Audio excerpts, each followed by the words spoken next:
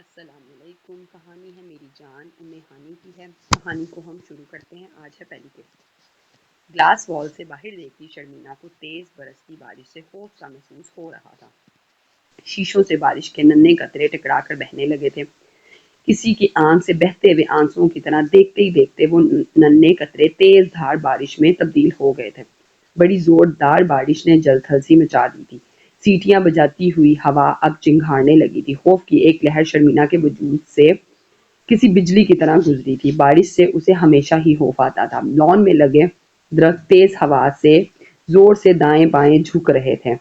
جیسے جیسے بارش کی روانی میں تیزی آتی جا رہی تھی، شرمینا کی دھڑکنیں بھی بڑھتی جا رہی تھیں۔ بادل کی دھاڑتی آواز سن کر وہ کانپ سی گئی تھی۔ اب بھی خوف زدہ تھی جب احتشام نے اسے اپنے حصار میں لیا۔ دبی سی ایک چیخ شرمینا کے منہ سے برآمد ہوئی، لیکن اگلے ہی لمحے احتشام کی بےہودی سے سخت ہوتی گرفت نے رہے سہے ہوش اڑائے تھے۔ شرمینا نے پوری قوت لگا کر خود کو اس شخص سے آزاد کیا جو اس کے شوہر کے درجے پر فائز ہو چکا تھا، زبردستی اس سے نکاح کے بندھن میں باندھ چکا تھا۔ اس کا طے آزاد تھا، لیکن بدلے کی آگ نے اسے انسان سے وحشی بنا دیا تھا۔ دور رہو مجھ سے، وہ بدحواسی سے کہتی ہوئی پیچھے ہٹی تھی۔ دیکھنے میں وہ جتنا ہینڈسم تھا، اندر سے اتنا ہی حیوانی صفت کا مالک تھا۔ اس کی ہیزل گرین آنکھوں میں اس وقت وحشت تھی، دیوانگی تھی، جنون تھا۔ غصے میں وہ اس کی طرف بڑھا تھا، اسے بازو سے دبوچ کر کمرے سے باہر لے جانے لگا۔ شرمینا چیختی چلاتی رہی، لیکن اس ظالم صیاد نے اس کی ایک نہ سنی۔ سیڑھیوں سے گھسیٹتے ہوئے وہ شرمینا کو نیچے اتار رہا تھا۔ احتشام کے قدموں کا مقابلہ کرنا شرمینا کے بس کی بات نہیں تھی، اس لیے وہ سیڑھیوں پر توازن برقرار نہ رکھ پائی۔ پاؤں پھسل گیا، گرنے سے گھٹنے پر زوردار ضرب لگی تھی، لیکن احتشام پر تو جنون اور ضد سوار تھی۔ اس نے شرمینا کا بازو نہیں چھوڑا۔ وہ درد سے کراہنے لگی، لیکن اس بے رحم کو اس ننھی سی جان پر رحم نہیں آیا۔ احتشام نے سرخ آنکھیں لیے اسے گھسیٹتے ہوئے سیڑھیاں اتروائیں، پھر بڑے سے لاؤنج میں گھسیٹتے ہوئے باہر لان میں لے گیا، جہاں تیز بارش اپنے عروج پر تھی۔ پانی کی ٹھنڈی بچھاڑ نے پل میں شرمینا کو بھگو دیا تھا۔ مجھے دھکا دینے کی جرت بھی تم سے کیسے ہوئی شرمینا؟ آج رات تم اس برستی بارش میں گزارو گی۔ غصے میں وہ پھنکارتے ہوئے بولا۔ شرمینا کی جان لبوں پر آئی، رنگت پھک ہوئی۔ شرمینا کو لان میں دھکیل کر وہ واپس لاؤنج کی جانب بڑھنے لگا۔ وہ روتی بلبلاتی احتشام کے پیروں میں پڑ گئی۔ مجھے چھوڑ کے اکیلا مت جائیں، مجھے بارش سے بہت خوف آتا ہے۔ وہ احتشام آن میں شرمینا بارش سے بھیگ چکی تھی۔ سیاہ رنگ کے سادے سے لباس پہنے وہ بنا دوپٹے کے سرد بارش میں کانپ رہی تھی۔ بادلوں کی گڑگڑاہٹ سن کر خوف پوری وجود میں سنسنی سی دوڑی تھی۔ مجھے خود سے دور کرنے کی سزا ہے یہ، رات بھر تم یہی رہو گی۔ یہ کہہ کر احتشام نے پیر سے ٹھوکر مار کر شرمینا کو خود سے جدا کیا، پھر تیزی سے لاؤنج میں داخل ہو کر دروازہ بند کر دیا۔ مہرونیسا سامنے رکھے کاغذ کے پلندے پر اپنا چلتا ہوا قلم روک کر پین کو بند کر کے سائڈ پر رکھا، پیپر ویٹ کاغذ کے پلندے پر رکھا، گہری لمبی سانس لی اور دونوں ہاتھوں کی انگلیوں کو ایک دوسرے میں پیوست کر کے بازو کھینچ کر آگے کو کر کر گویا خود کو سیدھا کر کے اپنی تھکن اتارنے کی ادنا سی کوشش کی تھی۔ پھر ہاتھوں کو جدا کر کے کرسی سے کھڑی ہو گئی۔ گھڑی پر نظر درائی، رات کے 2:30 بج رہے تھے۔ نیند کی شدت سے آنے والی جمائی کو ہاتھ سے روکا۔ کمرے میں صرف لیمپ کی روشنی ہی پھیلی ہوئی تھی۔ رائٹنگ ٹیبل سے اٹھ کر لیمپ آف کیا۔ مدھم سی روشنی باہر لاؤنج میں جلتے ہوئے بلب سے اندر کمرے میں آ رہی تھی۔ اتنی روشنی تھی کہ وہ کمرے کی ہر چیز بآسانی دیکھ سکتی تھی۔ آنکھیں اب نیند سے چور ہو رہی تھیں۔ بیڈ پر دراز ہوتے ہی وہ نیند کی آغوش میں جا چکی تھی۔ مہرو اٹھو بھی، یونہی نہیں جانا کیا؟ اپنی بڑی بہن زیبو نیسا کی آواز پر مہرو نے کسمسا کر آنکھیں موندی کھولی۔ زیب نے اس کے کمرے کے پردے پیچھے ہٹائے تھے، چمکتی دھوپ میں موندی آنکھوں کو پھر بند ہونے پر مجبور کیا تھا۔ اکتاہٹ سے مہرو کی شفاف پریشانی پر بل پڑے تھے۔ زیبی پلیز پردے تو رہنے دیں ابھی، وہ نیند کی ہماری میں بول رہی تھی۔ لحاف بھی منہ تک تان چکی تھی۔ زیب اس کے پاس آئی اور لحاف بھی اس کے منہ سے ہٹایا۔ دیکھ لو اپنے نخرے چند دن اور مجھے، دکھا لو اپنے نخرے چند دن اور مجھے، جب ارمان کے سنگ پیا دیس چلی جاؤں گی تب تمہیں قدر ہوگی میری۔ زیب اس کے پاس بیٹھ کر اس کے ناگوار چہرے پر بکھی لٹوں کو پیار سے ہٹا رہی تھی۔ دونوں بہنوں میں 3 سال کا فرق تھا، لیکن مہرو زیب کو یوں نخرے دکھاتی تھی جیسے اس سے کئی سال چھوٹی ہو۔ زیبی آپی، آپ کو کیا پتا میں نے کتنا شکر ادا کرنا ہے آپ کے جانے پر۔ آپ جائیں گی تبھی تو موم کو میری قدر ہوگی، ورنہ میرے کام تو نظر ہی نہیں آتے، بس زیبی ہی نظر آتی ہے۔ مہرونیسا کے جواب پر زیب نے ہفتی سے اس کے کان کو کھینچا۔ تم اتنی تنگ ہو مجھ سے مہرو؟ زیب نے آنکھیں دکھائیں۔ تو وہ مسکرا کر اٹھ بیٹھی، باہیں گلے میں ڈال کر زیب کے اپنے ساتھ بھیج کر بولی آئی مس یو سو مچ زیبی، بس جب دل کو بہلانا بھی ہے نا، میں فریش ہو کر آ رہی ہوں، بس ایک گلاس دودھ کا گرم کر دیں، ناشتہ نہیں کروں گی۔ یہ کہہ کر مہرو اٹھ کر واش روم میں چلی گئی اور زیب اس کے کمرے سے باہر نکل کے کچن میں چلی گئی۔ شہوار صاحب کی دو ہی بیٹیاں تھیں، زیبونیسا اور مہرونیسا۔ کنسٹرکشن کا بڑے پیمانے پر کام تھا، نام بھی بہت کما چکے تھے، 5 پارٹنر مل کر ایک بڑے پیمانے پر کنسٹرکشن کے ٹھیکے پر کام کرتے تھے اور اپنی انویسٹمنٹ بھی کرتے تھے، بڑے بڑے اپارٹمنٹس اور شاپنگ مال بنا چکے تھے، پیسوں کی ریل پیل تھی، ڈیفنس میں شاندار بنگلہ تھا، زیب اپنے حالات سے منسوب تھی اور مہرو کا شادی کا کوئی ارادہ نہیں تھا فی الحال۔ صبح یونیورسٹی جانے سے پہلے مہرو نے ڈرائیور سے پوسٹ آفس پر گاڑی رکوا کر اپنے ناول کے مسودے پوسٹ آفس کے ذریعے ایک نامور ڈائجسٹ میں ارسال کیے، پھر وہ یونیورسٹی پہنچی تھی۔ اس کی سب دوستیں اس کے ناولز کی دیوانی تھی، لیکن فضیلہ تو جیسے عشق کرتی تھی۔ مہرو کو دیکھ کر اس کی طرف لپکی، ہائے مہرو، نیکسٹ ایپیسوڈ کا ویٹ کرنا مشکل ہو جاتا ہے۔ احتشام تو میرا کرش بن گیا ہے، ہیرو ویسے روڈ ہی اچھے لگتے ہیں، کیا خوبصورت ہیرو ہے، کسی انگلش مووی کا جگمگاتا ستارہ لگتا ہے، ورنہ پاکستان میں کہاں پائے جاتے ہیں ہیزل گرین اور سفید رنگت چوڑی پیشانی، گال پر مسکرانے پر پڑتا ڈمپل۔ ہائے مہرو میری جان، جب بھی احتشام کے سین پڑھتی ہوں لگتا ہے واقعی مردانگی ختم ہے اس پر۔ فضیلہ کا بس نہیں چل رہا تھا ناول کے اندر جا کر احتشام نامی فرضی ہیرو کا ہاتھ پکڑ کر کورٹ میرج ہی کر لے۔ مہرو کی اطراحٹ میں مزید اضافہ ہوا، یہ تو کچھ بھی نہیں، آگے آگے دیکھو کیسے سیدھا کرتا ہے شرمینا کو۔ ایک ادا سے مہرو نے آگے آئے بالوں کو ہاتھ سے جھٹکا دے کر اپنے لمبے بالوں کو پیچھے کیا۔ ویسے بڑی کوئی ڈھیٹ سی ہیروئن بھری ہے تم نے، ایسی بھی کیا ضد کے ماں باپ کے پاس ہی جانا ہے، ماں باپ کی عزت خراب ہو گئی، ارے یہ نہیں دیکھ رہی کیا ہیرو ملا ہے اسے۔ فضیلہ کو ناول کی ہیروئن پر غصہ آیا تھا۔ یہی تو بات ہے فضی، یہ جو مڈل کلاس لڑکیاں ہوتی ہیں نا، ماں باپ کی عزت کا پاس بس انہی پر ختم ہوتا ہے۔ یہی سوچ تو مجھے لڑکیوں کی بدلنی ہے کہ محبت ہی سب کچھ ہوتی ہے، محبت میں بہت طاقت ہوتی ہے، عزت کا کیا ہے۔ جب اس لڑکے نے نکاح کر لیا تو ہو گئی وہ عزت والی۔ کوریڈور سے اپنی کلاس کی جانب بڑھتے ہوئے وہ اپنے ناول کو ہی ڈسکس کر رہی تھی جب سامنے سے ایک جونیئر کلاس کی لڑکیاں مہرو کو دیکھ کر مسکراتی ہوئی اس کی جانب بڑھی۔ آپ ہیں میری جان ناول کی رائٹر؟ وہ لڑکیاں جس ستائش سے مہرو کو دیکھ رہی تھی، مہرو کے اندر فخر اور غم کے ملے جلے جذبات نے سر اٹھایا۔ جی ہاں، اندر سے دل شاد تھا لیکن باہر سے کچھ لاپرواہی سی دکھانے لگی۔ ہائے، پچھلے شمارے میں آپ کی تصویر چھپی دیکھی تھی ناول کے نام کے ساتھ، ابھی کل ہی تو میں نے وہ قسط پڑھی، آپ کو دیکھ کر لگا تھا کہ کہیں دیکھا ہے، دیکھنے میں کتنی خوبصورت ہیں وہ لڑکیاں اس پر بڑی فیفتہ ہو رہی تھیں، اپنی نصاب کی کتاب پر اس سے آٹوگراف لینے لگی۔ مہرو نے بڑے نخرے سے بس اپنے سائن ہی کیے تھے جیسے بہت بڑی سیلیبریٹی ہو۔ نیکسٹ ایپیسوڈ میں پلیز اس شرمینا کا ذرا دماغ درست کیجیے گا۔ ایسی بھی کیا انا، ان میں سے ایک لڑکی نے مشورہ دیا۔ مہرو نے بس مسکرانے پر اکتفا کیا۔ میری کلاس کا ٹائم ہو رہا ہے، ایکسکیوز می، مہرو نے کتراتے ہوئے کہا اور فضیلہ کے ساتھ آگے بڑھ گئی۔ اف، تمہاری بات مجھے ماننی ہی نہیں چاہیے تھی۔ فضا خواہ وہاں میں اپنی تصویر بھیج دی، اب دیکھنا اگلے چند دنوں میں جب نئی قسط آئے گی تو میرا تو یہاں پڑھنا ہی محال ہو جائے گا۔ غرور کا رنگ مہرو پر بڑی تیزی سے چڑھ رہا تھا۔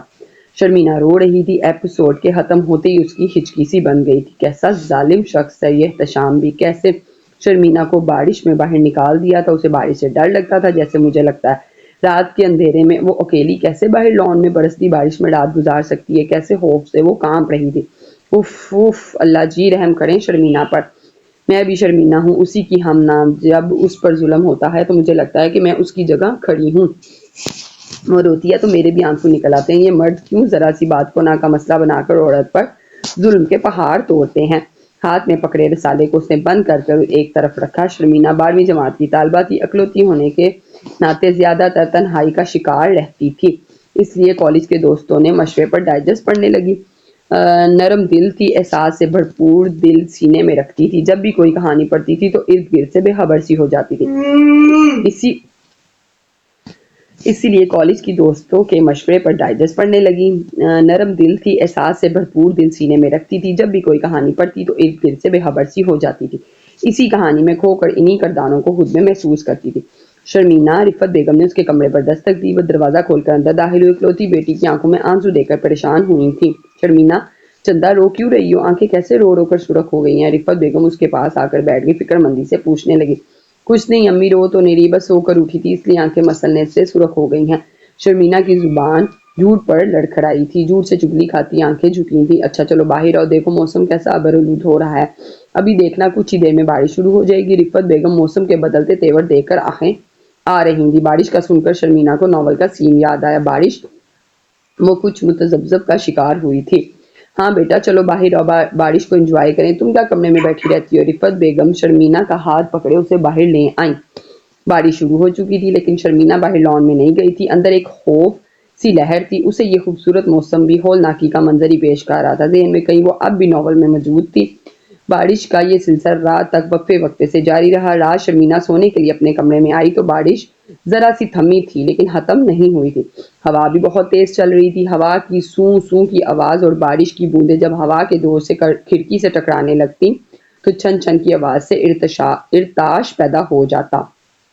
बिजली की तेज चमक ने जब शर्मीना के अंधेरे कमरे को यकदम रोशन रोशन किया तो उसका दिल दहल गया। अपना कंफर्टर उसने खींच कर मुंह तक लिया।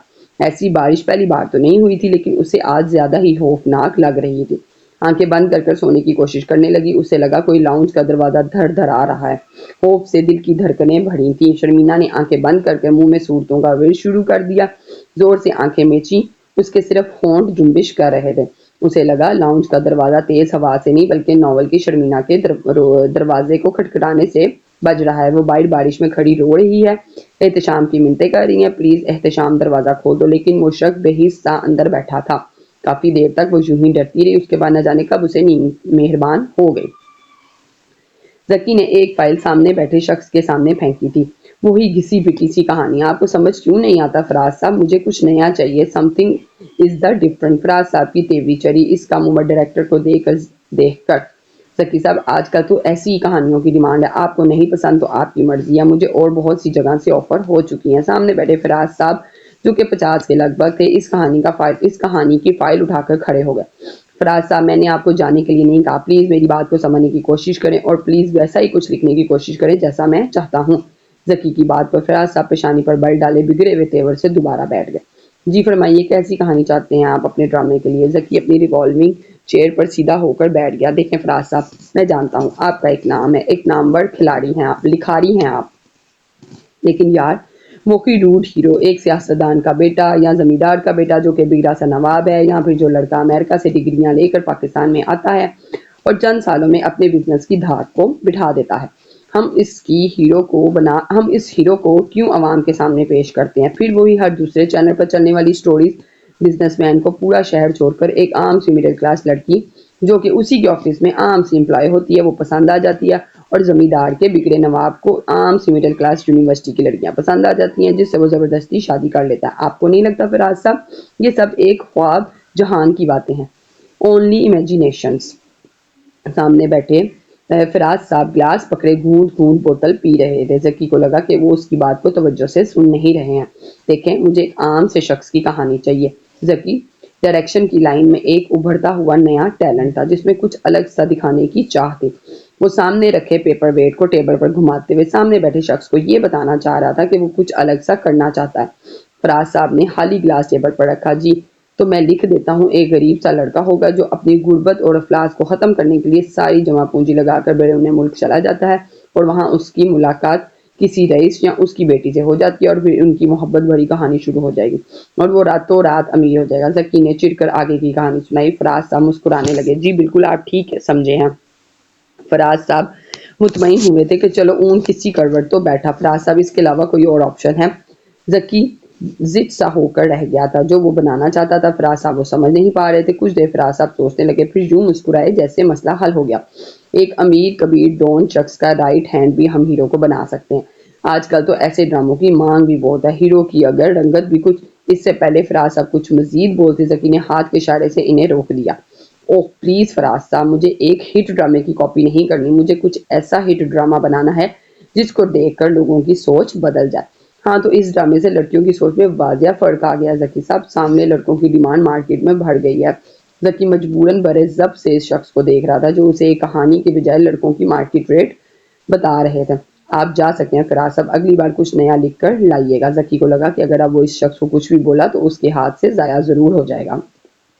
तो फिर हीरो का नाम शराज कैसा रहेगा? फराज साहब ने हीरो का नाम बताकर जकी के सब्र का इम्तिहान लिया, आखिरी इम्तिहान लिया था। वो बाहर نکل کر وہ باہر نکل کر دروازے کی طرف بڑھا. ذکی نے اپنے آفس کے دروازے کی طرف اشارہ کیا. وہ باہر ہے، کار کا دروازہ.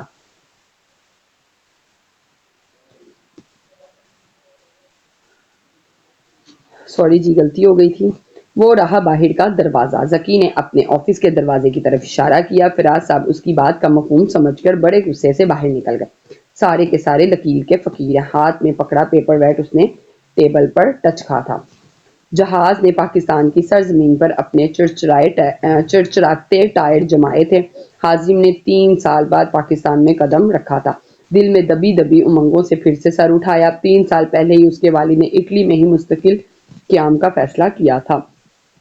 اپنے آبائی بنگلے نما محل لارکانہ میں ملازموں کے رحم و کرم پر چھوڑ رکھا تھا، اور کراچی میں ایک پوش علاقے کا بنگلہ بالکل بند پڑا تھا.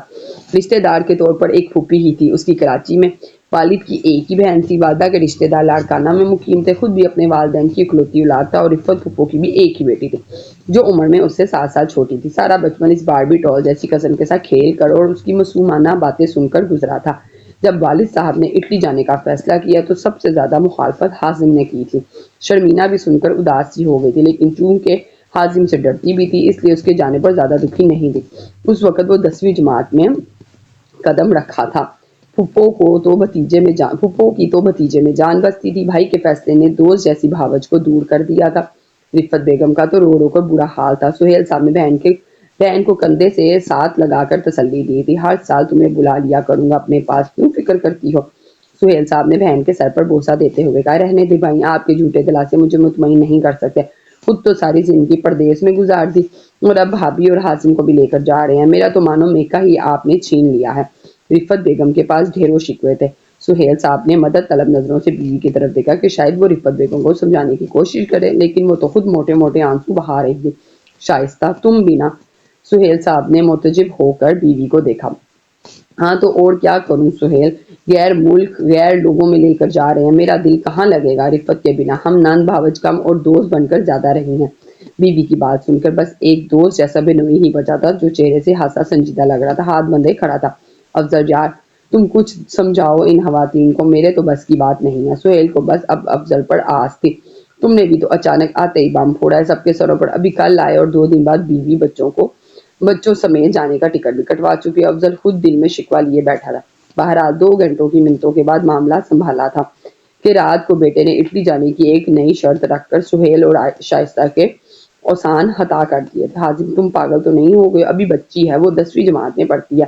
میں تو صرف نکاح کا کہا ہے ڈیڈ، رخصتی کا نہیں. میں آپ کے ساتھ اسی صورت اٹلی جاؤں گا جب آپ میرا شرمینہ سے نکاح کریں گے. نہ جانے واپسی کب ہو، 4 سال بعد ہو یا 5 سال بعد. پھوپھو اسے صرف بچپن کی ایک بات پر بٹھا کے تو نہیں رکھیں گی نا؟ افضل انکل آج اس رشتے پر دل و جان سے راضی ہیں. ہو سکتا ہے 5 سال بعد انہیں شرمینہ کا پاکستان میں کوئی بہتر رشتہ مل جائے. پھر وہ کیوں اپنی اکلوتی بیٹی کو اتنی دور بھیجیں گے؟ ڈیڈ میں نے بچپن سے صرف شرمینہ کو اسی نظر سے دیکھا ہے، اور آپ لوگوں نے بھی میرے ذہن میں صرف یہی ڈالا ہے کہ آپ کی بہو صرف شرمینہ ہی بنے گی. اعظم کی بات نے دونوں میاں بیوی کو متذبذب سے سا کر دیا تھا. دونوں دوسرے دن جب یہی بات انہوں نے رفت اور افضل کے سامنے رکھی کہ حازم کے کیا ارادے ہیں، مگر ان دونوں نے خوشی سے رضامندی دی تھی. لیکن شرمینہ ضرور پریشان ہوئی تھی. ہمیشہ اسے حازم بھائی کہتی آئی تھی، پھر اکلوتی تھی تو لاابالی پن اور معصومیت بہت زیادہ تھی. وہ کزن تھا، یہاں تک تو بات ٹھیک تھی، لیکن نکاح کا سوچ کر وہ پریشان ہوئی تھی. کم عمری میں ایک ایسے رشتے میں بن جانے کا وہ سوچا بھی نہیں تھا. جہاں حازم اس کا خیال رکھتا تھا وہاں روب بھی جماتا تھا. کسی غلط بات پر ڈانٹ بھی دیتا تھا. اپنی کم عمری اور لاڈلے پن کی وجہ سے اسے حازم کا یوں ڈانٹ دینا پسند نہیں تھا. اور اب نکاح، ظاہر ہے اتنا تو سمجھتی تھی کہ آج نہیں تو کل شادی تو اسے ہوگی. شوہر کی حیثیت سے وہ حازم کو دل سے قبول نہیں کر پا رہی تھی، لیکن اس عمر میں ان کا کوئی جواز بھی اس کے پاس نہیں تھا. ماں باپ راضی تھے، اس لیے اگلے روز سادگی سے نکاح کی رسم بھی ادا ہو گئی تھی. حازم کے ساتھ بیٹھتے ہی وہ سمٹ سی گئی تھی. پہلی بار اتنی بھاری میکسی پہنی تھی، پہلی بار میک اپ بھی پارلر سے کروایا تھا. حالانکہ شائستہ بیگم نے اپنے تہیں ایک سمپل سی آف وائٹ میکسی ہی پسند کی، لیکن شرمینہ کے لیے وہ بھی سنبھالنا مشکل تھی. دل میں حازم کو لے کر کوئی امنگ نہیں تھی. وہ بڑا تھا اس سے اور اکثر اسے پڑھانے بھی بیٹھ جاتا تھا. جس دن اسے کسی سبجیکٹ کا ٹیسٹ لیتا تھا تو شرمینہ کی اچھی خاصی شامت آ جاتی تھی. اس سے ڈرتی بھی بہت تھی، اس کے سامنے بات بھی ٹھیک سے نہیں کر پاتی تھی، نہ ہی اس کے جذبوں سے واقف تھی. بس یہ پتا تھا ماموں مانی اور ماں باپ نے باہمی مشورے سے دونوں کو اس رشتے میں باندھ دیا ہے. حازم نے بھی اس سے کبھی اس قسم کی باتوں کا اظہار نہیں کیا تھا کہ وہ اس کے لیے کتنی اہمیت رکھتی ہے، کیونکہ شرمینہ کی عمر ہی ایسی نہیں تھی اس سے اس قسم کی وہ باتیں کرتا۔ دل نے بار بار نکاح کے بعد ایک ملاقات کی ضد بھی کی تھی، لیکن جس قدر وہ سمٹ کر بیٹھی تھی، میک اپ بھی اس کی بدحواسی کو چھپا نہیں پا رہا تھا، اس لیے حازم نے اپنے دل کے جذبات کو تھپکی دے کر سلا دیا۔ اگلے روز اٹلی کی فلائٹ تھی، سبھی ایئرپورٹ تک انہیں چھوڑنے گئے۔ شرمینہ ابھی بھی نروس سی تھی۔ جب شائستہ بیگم نے اسے گلے لگایا تھا، سہیل صاحب پہلے رفت سے ملے جو آپ میں وہ آپ دیدہ ہو گئی تھی، پر شرمینہ کے سر پر شفقت سے ہاتھ رکھا۔ حازم کی نظریں گاہے بگاہے صرف شرمینہ پر تھی، آنکھوں میں سمو لینا چاہتا تھا اس کا چہرہ، نہ جانے پھر کب ملاقات ہو۔ جانے سے پہلے اس نے شرمینہ کی جانب اپنا ہاتھ بڑھایا تھا، یہ ایک حق تھا جو استعمال کیے بنا وہ جانا نہیں چاہتا تھا۔ شرمینہ نروس تو بے حد تھی، لیکن پھر اس کی جانب ہاتھ بڑھا دیا۔ حازم کے چہرے پر دل فریب سی مسکراہٹ تھی۔ وہ تو کچھ نہیں کہہ سکتا تھا، بس اتنا ہی کہا، یہ نہ ہو کہ تم پڑھائی پر توجہ چھوڑ دو، پھوپھو سے تمہارے رزلٹ کے بارے میں پوچھتا رہوں گا۔ اس کے ہاتھ کو بہانے سے اپنے ہاتھ میں زیادہ دیر رکھنے کا یہی طریقہ تھا۔ جی۔ شرمینہ کی پہلے ہی اس کے روب سے جان جاتی تھی، پھر پڑھائی کا سن کر تو مزید دھڑکنیں بڑھی تھی۔ حازم نے اس کا ہاتھ چھوڑ دیا، پھر پلٹ کر نہیں دیکھا۔ سب سے پہلے وہ انٹرنیشنل ایئرپورٹ کے اندرونی دروازے سے اندر داخل ہوا تھا۔ اب اگر وہ پلٹ کر دیکھتا تو بڑا شکل تھا اسے چھوڑ کر، بڑا مشکل تھا اسے چھوڑ کر جانا۔ کئی بار حازم نے رفت سے فون پر بات کی تو شرمینہ کا پوچھتا تھا کیسی جا رہی ہے اس کی پڑھائی۔ کئی بار ہچکچاتے ہوئے پھوپھو سے یہ بھی کہا کہ شرمینہ سے بات کروا دے، لیکن وہ ہنس دیتی تھی۔ تمہارا نمبر دیکھ کر تو اس کا رنگ اٹھ جاتا ہے، کمرے سے بھاگ جاتی ہے، شرما جاتی ہے، ورنہ میں کیوں پابندیاں لگانے لگی؟ رفت بیگم ہنس کر جواب دیتی۔ اپنا موبائل وہ حازم کا نمبر دیکھتے ہی آف کر دیتی تھی، بس اپنے رزلٹ کی مارک شیٹ واٹس ایپ کر دیتی تھی۔ اچھے گریڈ سے انٹر اس نے میڈیکل سے پاس آؤٹ کر لیا تھا، لیکن بہت شرمیلی اور عدم اعتماد والی لڑکی تھی۔ میڈیکل بھی اپنی چوائس پر نہیں بلکہ حازم کی خواہش پر لیا تھا۔ یہ نہیں کہ حازم کی محبت میں ٹال نہیں پاتی تھی، بلکہ خوف کے مارے انکار نہیں کر پاتی۔ 3 سال میں حازم نے نہ اس کی آواز سنی تھی، نہ اسے دیکھا تھا۔ اب وہ کیسی دکھتی ہے؟ اب بھی سرپرائز دینے کے لیے بنا پیشگی اطلاع کے کراچی پہنچا تھا۔ اب دل کی بے قراریوں میں اضافہ ہوا تھا۔ پورا راستہ بڑی مشکل سے کٹا تھا، کبھی نکاح کی میکسی میں ملبوس ہو نظر آتی تو کبھی ایئرپورٹ میں وقت رخصت گھبرائی ہوئی اس سے ہاتھ ملا۔ جمال صاحب، آپ کو میں نے پہلے بھی کہا تھا میرا نمبر آپ میرے کسی بھی فین کو نہیں دیں گے۔ ہم لکھاری آپ لوگوں پر بھروسہ کر کے اپنا کانٹیکٹ نمبر آپ کو دیتے ہیں۔ مہرونیسا رسالے کے ایڈیٹر میں پر بہم ہو رہی تھی۔ دیکھیں، میں آفس میں موجود نہیں تھا۔ آپ کے فین کا تو تانا بانا سا بننے لگ گیا ہے۔ لڑکے لڑکیاں آپ سے بات کرنے کو بےتاب نظر آتے ہیں۔ آپ کے ناول میری جان سب کی جان بن چکا ہے۔ دیکھیں، یہ سب تو میرے ہر ناول پر ہوتا ہے، لیکن اس بار ڈم کال کی وجہ سے میں تنگ آ چکی ہوں۔ میں سم چینج کر رہی ہوں اور اپنا نمبر آپ کو بھی نہیں بتاؤں گی۔ آئی ایم سوری مہرونیسا، لیکن مہرونیسا نے کال ڈسکنیکٹ کی تھی۔ کئی لڑکے لڑکیوں کی کالز آ رہی تھیں۔ ناول کے ساتھ ساتھ اس کے حسن کے قصیدے بھی شروع ہو چکے تھے۔ جب تک اس نے اپنی تصویر نہیں بیچی تھی تب تک سب کو یہ لگتا تھا کہ لکھنے والی کوئی خاتون ہوں گی۔ رسالے کے آخری صفحات پر اس کی تعریف ہوتی تھی۔ بہت سی خواتین کے ساتھ مرد حضرات بھی اس کی رومانوی انداز کو سراہتے تھے، لیکن جب سے فضیلہ کے کہنے پر اس نے اپنی تصویر اپنی کہانی کے ساتھ بھیجی تھی کہ لگا دی جائے، نوجوانوں کے تبصرے بدلنے لگے تھے، اس کی تعریفی کلمات میں اضافہ سا ہونے لگا تھا۔ پھر یونیورسٹی کے کئی لڑکے بھی آٹوگراف اور اس کے ساتھ سیلفی لینے کی ضد کرنے نظر آتے تھے۔ ایڈیٹر کو یہ فائدہ ہوا کہ اس کے رسالے کی مانگ اور بھی بڑھ چکی تھی۔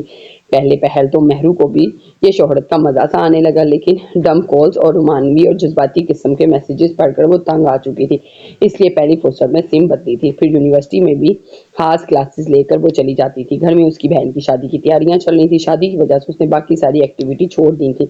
مہندی پر اس نے لہنگے کی بجائے لائٹ گرین سی میکسی پہنی تھی۔ مہرونیسا کا شمار ہم خوبصورت لڑکیوں میں ہوتا تھا۔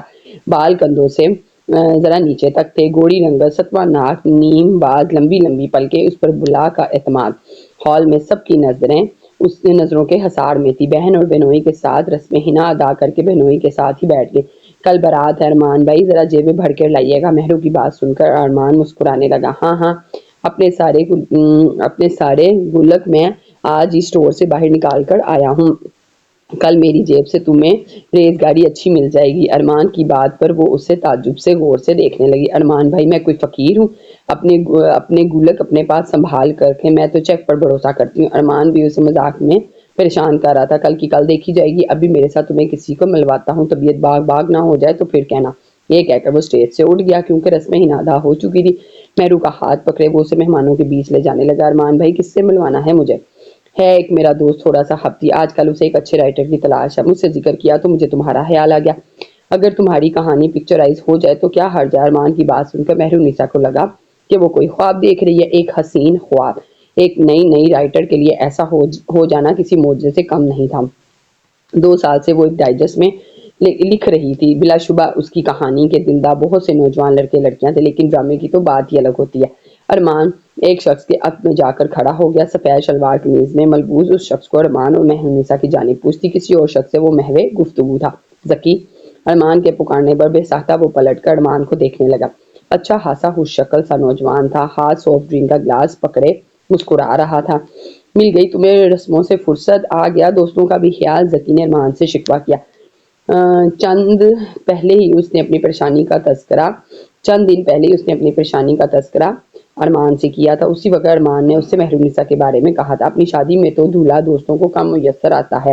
اینی ویز ان سے ملو، یہ ہے میری چھوٹی سی کزن پلس بہن اور پلس سالی صاحبہ۔ ارمان نے مہرونیسا کا تعارف کرواتے ہوئے کہا۔ پہلے اس نے مہرونیسا پر اچٹتی سی نظر ڈالی، لیکن تعارف کے بعد ایک بھرپور نظر سے نوازا۔ ہیلو! مسکرا کر ذکی نے بات کی ابتدا کی۔ ہائے! جواباً مہرو نے مسکرا کر کہا۔ مہرو نے بھی خوش دلی کا مظاہرہ کیا۔ اور پلس اور بھی ہے، یہ ڈائجسٹ بھی لکھتی ہیں۔ جب یہ سنا کہ ارمان اسے ایک ڈائریکٹر سے ملوانا چاہتا ہے تو وہ ایک ادھیر عمر شخص کا سوچے بیٹھی تھی، لیکن وہ تو قدرے جوان تھا۔ جیسی حیرت مہرو کو ذکی کو دیکھ کر ہوئی تھی، ایسی ہی حیران نظریں ذکی کی بھی مہرو کی طرف اٹھی تھی۔ وہ یہی سمجھا تھا خاصی بڑی عمر کی اور تجربہ کار خاتون ہوگی۔ ذکی بڑے غور سے مہرونیسا کو دیکھنے لگا اور پھر ہنسنے لگا۔ ارمان تمہیں نہیں لگتا یہ رائٹر کے حساب سے کافی کم عمر ہے؟ مہرونیسا یہ اپنی تعریف کم اور تمثل زیادہ محسوس ہوا۔ میں سمجھی نہیں مسٹر۔ مہرونیسا کے پہلے چہرے سے مسکراہٹ غائب ہوئی۔ کافی تنے ہوئے لہجے سے مہرو نے ذکی سے پوچھا۔ صاف سا مطلب ہے محترمہ، کم عمر لڑکیوں کا بھلا کیا تجربہ ہو سکتا ہے سوائے ستائش کے؟ شوق کی خاطر ایک رومانوی کی تحریر لکھ کر چند جملے تعریف کے سن لینا اور بات ہے، اور جامعہ تحریر کو اس کے پورے احساسات کے رنگوں میں ڈوب کر لکھنا ایک الگ بات ہے، اور اس کے ایک عمر اور تجربے کی بہت اہمیت ہوتی ہے، جس کے سانچے میں آپ کہیں مجھے فٹ نظر نہیں آ رہی۔ اتنی صاف گوئی پر مہرو اندر سے سلگ سی گئی تھی۔ ایک اس کے پرستار تھے جو اس کی تحریر پڑھ کر اس کے سدائی ہوئے جا رہے تھے، اور ایک یہ شخص تھا کہ بنا اس کی تحریر کو پڑھے اسے نا تجربے کار ثابت کر رہا تھا۔ پچھلے 2 سالوں سے وہ لکھ رہی تھی، جتنی شہرت وہ نئی نسل میں پا چکی تھی، یوں وہ خود پر کھلی تنقید اس سے کہاں برداشت ہونی تھی۔ مجھے تو آپ بھی کہیں سے بھی ڈائریکٹر نہیں لگتے، کیونکہ ایک معیاری ڈرامہ بنانے کے لیے ایک عمر اور تجربہ ہونا لازمی ہے۔ اس سانچے میں تو فٹ نہیں آتے ہیں۔ معاف کیجیے گا مسٹر ذکی، میں نے تو آج تک کسی ہٹ ڈرامے کی ڈائریکشن میں آپ کا نام بھی نہیں پڑھا ہے۔ بڑے آرام سے وہ اسے بھی تنفید کا نشانہ بنا گئی تھی۔ اس بار ذکی نے ایک ابرو چڑھا کر بڑی دلچسپی سے اس دہان پان سی لڑکی کو دیکھا۔ انٹرسٹنگ۔ پھر اپنی جیب سے ایک کارڈ نکال کر اس کی طرف بڑھایا۔ یہ میرے آفس کا کارڈ ہے۔ ارمان کی شادی کے بعد آپ سے ایک تفصیلی ملاقات کا میں دل سے متمنی رہوں گا۔ تشریف ضرور لائیے گا مس مہرو، پھر بات کریں گے۔ آپ کی تحریر کو دیکھ لیں گے تو اپنے تجربے کو بھی۔ ذکی کو لگا لڑکی میں کچھ بات تو ضرور ہے۔ مہرو نے بھی ایک ادا سے اس سے کارڈ لے لیا، جیسے اس پر بڑا احسان کر رہی ہو۔